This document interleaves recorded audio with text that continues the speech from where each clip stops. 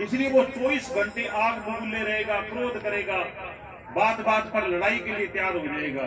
क्यों कि उसको दूसरा भी कोई भोजन है, दूसरे तरीके से भी जिया जा सकता है, ये उसको ज्ञान नहीं होता। इसलिए मल रूपी दोष जब तक रहता है तब तक अच्छी चीज अच्छी नहीं लगती, बुरी चीज अच्छी लगती है। मल रूपी दोष होता है तो किसी की बड़ाई अच्छी नहीं लगती। अगर किसी की बड़ाई करे तो कोई बिंगा 100 दोष निकाल के दिखा देगा, बिंगी 100 कमियां निकाल के दिखाओगे, थे कौन जानो मैं जानूंगा। और तू सत्संग सुन के जाओगा तो कई कहा थे कौन जानो आगा बारा में आगे बड़ी बड़ी कहानियां, मेरा बारे में भी कहने वाला बहुत है, ठीक है ना जी, बहुत कहेंगे। क्यों कि उन्होंने किस चीज को चुगना है, उन्होंने दोष को चुगना है, उन्होंने कमियों को चुगना है, क्योंकि उनके अंदर मल है। जैसे मक्खी गंदगी पर ही बैठ सकती है, वो अच्छी चीज पर नहीं बैठेगी कभी। लेकिन भौरा तितली वो फूलों पर ही बैठ सकती है, वो गंदगी में नहीं बैठ सकती। ऐसे ही जिनों के मल रूपी दोष नहीं होता, उनको किसी की बुराई अच्छी नहीं लगती। वो कभी बात करनी है तो कोई और कर लियो, इन्हें क्या भी पाप ढूंढता बुरा। कोई भी अच्छी देवी होगी, कोई भी अच्छा आदमी होगा, वो की बुराई को नहीं सुना। वो कहो वो कोई बात करो तो यार ढंगी कर लियो, कोई क्या भी की पाप ढूंढ लाग रहा। लेकिन मल रूपी दोष होगा तो बड़ा रस आएगा, किसी की कमी निकाल करके, किसी को नीचा दिखा करके। तो मल रूपी दोष को दूर करने के लिए सबसे बढ़िया क्या है? सेवा। सेवा करो, सेवा करोगे तो धीरे धीरे ये दोष जो है मिटने लगेंगे। गौशाला में सेवा। देखो एक बात और भी बता दूं, धर्म के मार्ग बहुत हैं, कोई जरूरी कोनी भी सिर्फ दान देगो तो ही धर्मी है। जिनको पैसा देने में बिल्कुल यकीन को नहीं, 1 रुपये को नहीं काटेगा, चाहे कितने ही हुए, लेकिन उसको शरीर से सेवा करना अच्छा लगता है। किसी को शरीर से सेवा करना अच्छा नहीं लगता, लेकिन उसको डेली पाठ करना, पूजा करना अच्छा लगता है। हाँ जी, किसी को वो भी अच्छा नहीं लगता, लेकिन वो बच्चों को पुस्तकें बांटने में, किताबें बांटने में, बच्चों की कोई फीस भरनी है, कोई गरीब का बच्चा, तो उसमें उसको धर्म दिखता है। तो धर्म के मार्ग बहुत है, इसलिए किसी को इस बात पे भी नहीं आंक लेना कि ये काम नहीं करता तो ये किसो धर्मी है। उसका कोई ना कोई मार्ग ऐसा जरूर होना चाहिए कि वो किसी न किसी अच्छाई से जुड़ जाए। अगर वो जुड़ गया कहीं से भी तो वो धीरे धीरे आगे बढ़ेगा। वो उसका स्वभाव है कि पुण्य पुण्य को बढ़ाता है और पाप पाप को बढ़ाता है, गुण गुणों को पकड़ता है, दोष दोषों को पकड़ता है। इसलिए किसी की अच्छाई पर उंगली मत उठाओ, उसको देखो भी वो किस चीज में उसकी आस्था ज्यादा है। कई लोग पीसो दे के खुश, रोटी को आगे खुश है। भूखा आदमी देख लिया बैठा भैया भूखू है, पेट में भूख सारन लगा, रोटी जरूर पानी है। अब उसको अन्नदान में श्रद्धा है। हाँ जी, किसी को पानी पिलाने में तो प्याऊ लगाते हैं, स्पेशल लोग बहुत कुछ करते हैं। तो धर्म के बहुत मार्ग है। मेरा कहने का मतलब है कि हर व्यक्ति को किसी न किसी अच्छाई के साथ जुड़ के रहना चाहिए, और वो जुड़ेगा जिसका मल रूपी दोष नहीं होगा। तो मल रूपी दोष को दूर करने के लिए, तो पाप को मिटाने के लिए तो पुण्य करने पड़ेगा, तब वो पाप रूपी कर्म दोष दूर होगा। लेकिन विक्षेप रूपी जो दोष है, जो हमारा मन अशांत रहता है, हमारे मन में हमेशा क्रोध रहता है, हमारे मन में जो हमेशा क्रोध रहता है, हमेशा हमारा मन जो है ईर्ष्या से भरा रहता है, द्वेष से भरा रहता है और अशांत रहता है, हर वक्त कोई न कोई ख्याल चलते रहते हैं। ये किस बात की निशानी है? ये है विक्षेप की निशानी। ये हमारे मन में जो है पवित्रता नहीं है, हमारा मन शुद्ध नहीं है। मन जब शुद्ध नहीं होगा तो वो एक जगह टिकेगा नहीं। जैसे पानी में लहरें चलती है ना, तो वो लहरें एक से दूसरी, दूसरी से तीसरी, तीसरी से चौथी। कभी समुद्र जिन्होंने देखा वहां कभी लहरें नहीं बंद होती, लहरें चलती रहती है। ऐसे ही कई लोगों के मन में समुद्र जैसा होता है कि हर वक्त कल्पना ही कल्पना, कल्पना ही कल्पना, कल्पित ही कल्पित रहते हैं। वो कभी भी शांत नहीं हो सकते, कभी उनका मन चित्त जो है उनका शांत नहीं रहता। तो इससे सिद्ध होता है कि उसमें विक्षेप है, उसके मन में विक्षेप है। उस विक्षेप को मिटाने का क्या उपाय है? अब उस विक्षेप को मिटाने के लिए कोई लोग राम राम लिखना शुरू कर देते हैं। राम राम लिखने से मामला नहीं चलने वाला। ये बड़ी एक बात, इस बात को जरूर समझ लेना। अगर कर्म ही करना है तो फिर आप सेवा के रूप में कुछ करो, गौओं की सेवा करो, कोई विद्यार्थी है उनकी पढ़ाई की सेवा करो, कोई भूखा है उनको भोजन कराने के प्रबंध करो। आप अनेक प्रकार की सेवा करो। लेकिन ये जो हाथ से राम राम लिखना, ये करना, उससे तो बढ़िया है कि तुम आंख बंद करके राम राम करो। जितनी देर लिखने में आप लगाते हो उतना तुम आंख बंद के राम राम करो, क्योंकि जब तुम अपने द्वारा राम राम करोगे तब आपका तार अंदर जुड़ेगा, तब अंदर जुड़ेगा। नहीं तो वो राम राम तो आपका एक कर्म होगी, वो कर्म है, वो भक्ति नहीं है। उसका फल बनेगा लेकिन बहुत थोड़ा बनेगा, उससे वो रूपांतर नहीं होगा जो आंख बंद करके राम राम करने में होता है। तो उपासना विक्षेप को मिटाने के लिए, अगर मन हमारा अशांत रहता है, बेचैन रहता है, कभी भी चित्त में शांति नहीं रहती है, किसी की बात सुनने से पहले ही गुस्सा आने लगता है, तो आप ये समझ लो कि मन में विक्षेप है। और अगर विक्षेप है तो भाई उपासना करनी पड़ेगी, सुमिरन करना पड़ेगा। और जैसे जैसे आप सुमिरन करोगे, गुरु शब्द में सुरती लगाओगे, तैसे तैसे हृदय पवित्र होता चला जाएगा। और पवित्र होने पर क्या होगा कि आपकी जो संकल्प शक्ति है वो मजबूत हो जाएगी। आप जो संकल्प कर लोगे, आप जिस तरह से अपने शरीर को बिठाए रखा है ना, कईयों को तो शरीर ही बस में को नहीं, कहीं बैठे बैठे गोडो लानता रहे, कुर्सी पर बैठे बैठे लाता ही लानता रहे। कोई ना कोई वो काम जरूर करेंगे, कोई कान खुजाने लगेगा, कोई कुछ करेगा। उनका शरीर पर ही बस नहीं है, वो शरीर भी उनके बस में नहीं है। क्यों? कि उनमें संयम नहीं है। संयम नहीं है तो वो बैठ करके भी बेचैन रहते हैं। ऐसे ही जिसके मन का पवित्रता नहीं है, उसकी संकल्प शक्ति मजबूत नहीं होती साहब। और अगर संकल्प शक्ति मजबूत नहीं होती है तो उसका मन हर वक्त लहरें उठती रहती है। तो सुमिरन करने से, गुरु शब्द में सुरती लगाने से धीरे धीरे जो मन का विक्षेप है वो मिटना शुरू होता है। और जैसे जैसे विक्षेप मिटेगा तो आपने एक बार जहां मन को रोक दिया वो वहां से इधर उधर नहीं होगा। जहां पर सुई लग गई वहां से वो हटेगा नहीं। उसको योग में धारणा कहते हैं साहब। जहां आपने जिस देश में, जिस स्थान में अपने मन को रोक दिया वो वहां से इधर उधर ना हो, उसका नाम योग मार्ग में धारणा कहते हैं इसको। कि पहले आपकी धारणा मजबूत होनी चाहिए कि आपका मन जो है वो संकल्पित होना चाहिए कि 1 घंटे अगर मुझे सुमिरन करना है तो 1 घंटे में सुमिरन ही करूंगा, दूसरी चीज बीच में नहीं आएगी। और बड़ा असंभव लगता है, लेकिन निरंतर का अभ्यास जो है वो बहुत कुछ कर देता है। लेकिन हमारा निरंतर का अभ्यास नहीं है, इस बात को समझना बड़ा जरूरी है। हम 1 दिन करेंगे तो 5 दिन देख ली देख ली। कहते हैं कि एक व्यक्ति भैंस को उठा लेता था। अब एकदम कोई भैंस को उठा सकते हैं क्या? भैंस को ऐसे पैरों से पकड़ के उठा देता।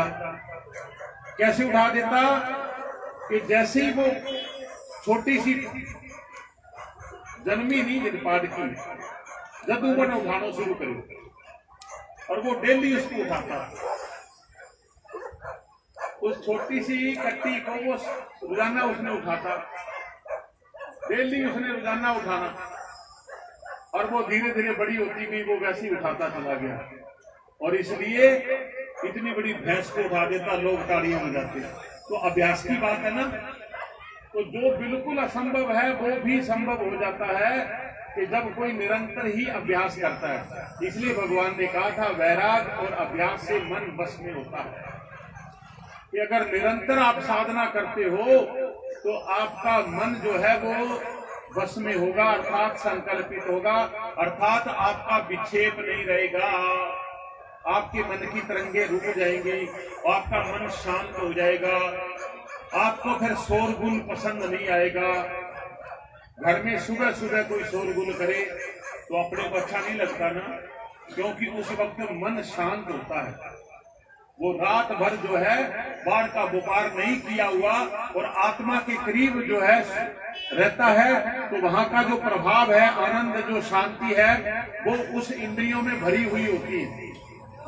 जब हम कोई व्यापार नहीं करते तो हमारे भीतर का जो स्वभाव है, प्रभाव है, वो हमारे इंद्रियों पर पड़ता है। इसलिए सुबह सुबह उठने पर बोलने का मन नहीं करता, कोई बर्तन खड़का दे या कोई ज्यादा ऊंचो बोले तो वो स्वाभाविक होने। क्यों? क्योंकि मन में इतनी शांति है कि छोटा सा भी शोरगुल पसंद नहीं।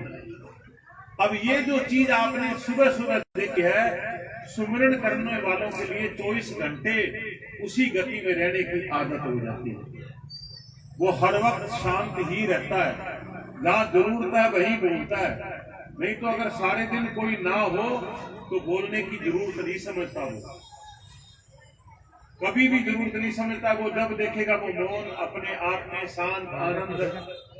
तो एक तो है दीक्षा, मंत्र की दीक्षा। मंत्र की दीक्षा है मन के विक्षेप को मिटाने के लिए। गुरु ने मंत्र दिया और आपने परम आस्था करी और उसमें लगे रहे, मन का विक्षेप मिट गया। और विक्षेप मिटने पर वो जो धारणा बन गई कि जहां आपने रोकना चाहा रुक गया, और जब धारणा बन जाती है तो फिर ध्यान भी होने लगता है, फिर आपका ध्यान लगने लगेगा। शुरू में आप शब्द जपोगे, लेकिन जैसे ही शब्द जपते शब्द का तो पता नहीं बोला जा रहा है कि नहीं बोला जा रहा है, लेकिन सुरता जो है वो अपने राम सनई में जाकर के समा जाती है। इसलिए कबीर साहब ने कहा, जाप मरे अजपा मरे अनहद हु मर जाए, नाम सने ही ना मरे जामे सुरत समाये। जाप मर जाएगा, क्यों? कि वाणी से बोलते हैं।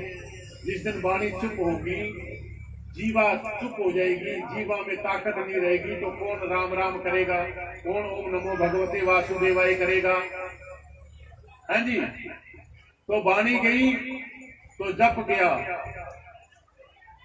और जाप मरे अजपा मरे, और श्वास रुक गई तो श्वासों में अजपा है, तो अजपा रुक गया। प्राण के साथ अजपा जुड़ा हुआ है। और अनाहत, जब तक आपकी चित्त वृत्ति जागृत है तब तक अनाहत सुनोगे आप, और चित्त वृत्ति अगर शांत हो गई तो जाप मरे अजपा मरे अनहद मर जाए, नाम सने ही ना मरे जामे सुरत समाये। आपकी जो सुरती है, वो जो स्नेही, वो जो घट घट व्यापक, सर्वत्र व्यापक, जो व्यापक रूप से जो समाया हुआ है, उसमें अगर सुरती आपकी चली गई तो वो कभी मरती नहीं है, वो कभी मरती नहीं है। बालसेन नाम के एक भक्त हुए भगवान के, बालसेन एक बड़े परम भक्त हुए भगवान के। तो वो भगवान को रोजाना बुलाना देते हैं कि तूने वादा किया था कि जब धरती पर पाप छाएगा तब तू आएगा। अब देख दुनिया में कितना अन्याय हो रहा है, माता पिता की कोई सेवा नहीं करता, कोई धर्म और पूजा को नहीं मानता, कितना कुछ हो रहा है, और तू कहाँ बैठा है आंख बंद करके, रोजाना भगवान को उड़ाने देता है बाहर से। और भगवान कहते हैं अपने दूत को कि भाई ये बहुत ना तो आप चैन से रहे ना मन रहने दे, ऐसे करो इनको दिखी याददाश्त है वह खत्म कर दिया, इनकी दिखी याददाश्त है मैंने साफ कर देंगे। अब वो जो है चित्रगुप्त आया और उसने चित्र में से सारा पूछ लिया।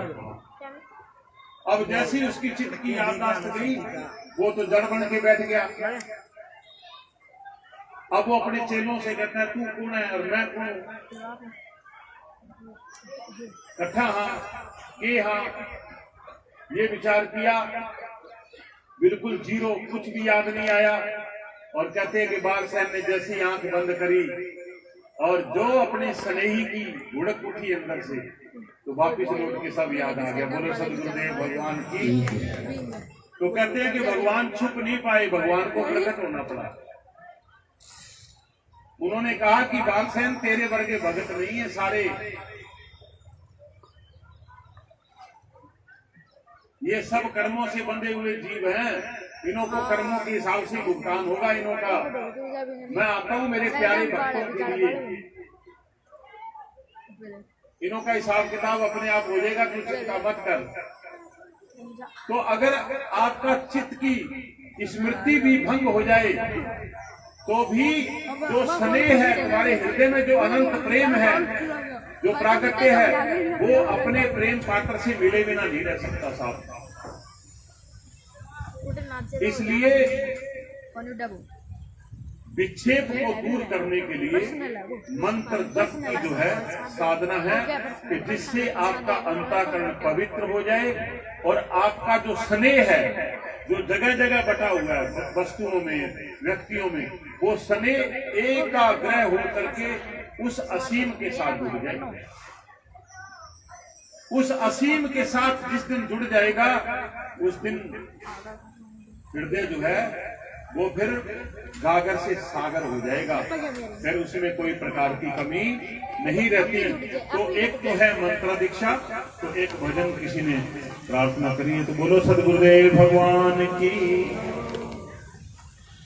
पुड़िया सतगुरु ज्ञान की सारे रोगों की दवाई, पुड़िया सतगुरु ज्ञान की सारे रोगों की दवाई, पुड़िया सतगुरु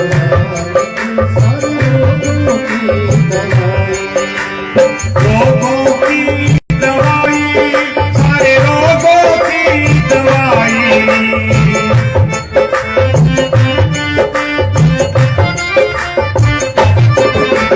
पुड़िया सतगुरु ज्ञान की सारे रोगों की दवाई, पुड़िया सतगुरु ज्ञान की सारे रोगों की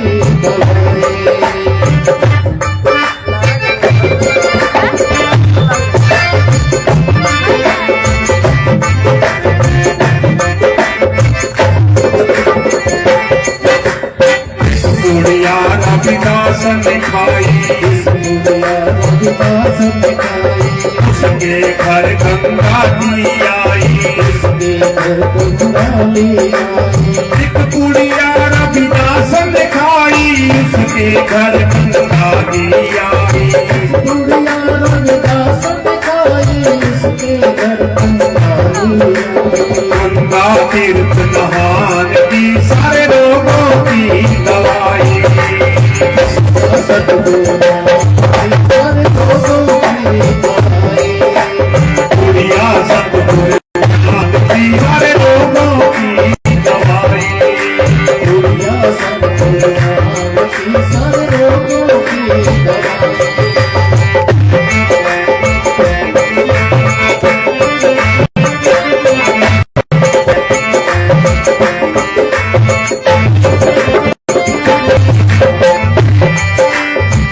पुड़िया मीरा ने खाई, पुड़िया मीरा ने खाई, कहते आधी खाना पिलाई, कहते आधी खाना पिलाई, एक पुड़िया मीरा ने खाई, कहते आधी खाना पिलाई, पुड़िया मीरा ने खाई, कहते आधी खाना पिलाई, मीरा सच्चे ज्ञान की सारे रोगों की दवाई।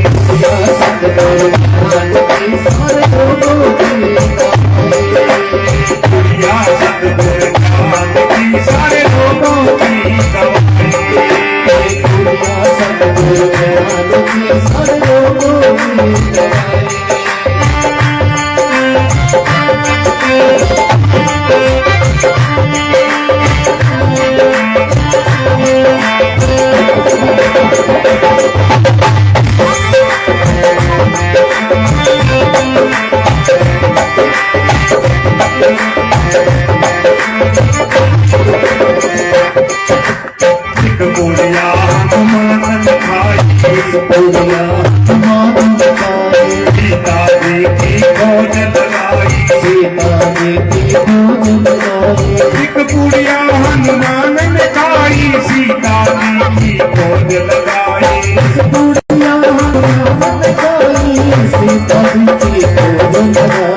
सेवा करने राम की सारे लोगों की दवाई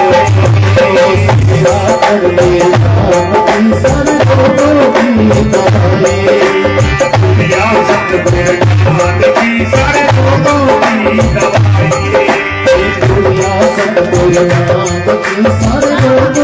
दवाई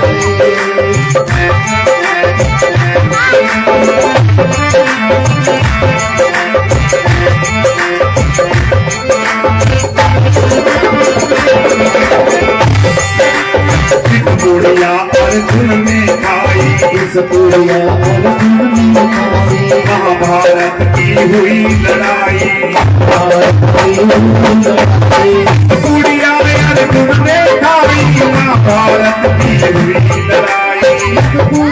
अर्जुन ने खाई महाभारत की हुई लड़ाई गीता सुन ली ज्ञान की सारे लोगों की दवाई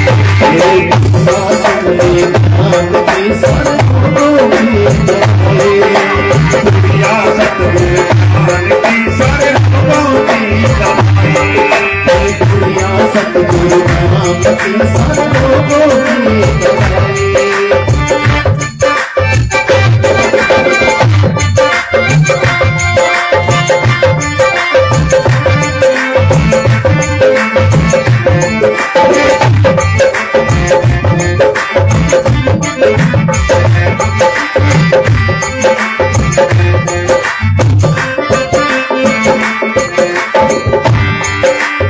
एक पुड़िया मैं भी तो लाई आके पुड़िया थाली में रख दी एक पुड़िया मैं भी तो लाई लाके पुड़िया थाली में रख दी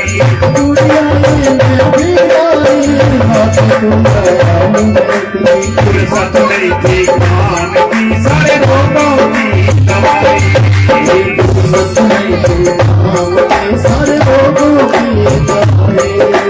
पुड़िया सतगुरु ज्ञान की सारे लोगों की दवाई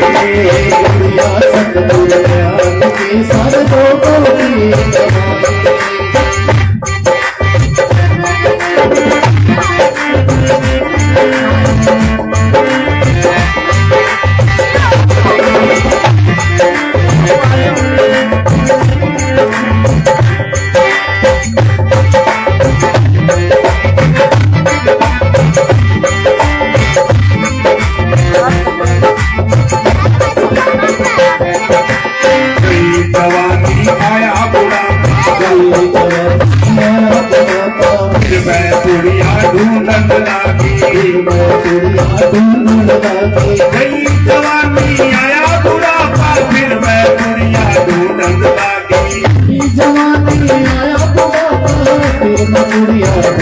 लागी अब पुड़िया ने बात की सारे लोगों की दवाई पुड़िया सतगुरु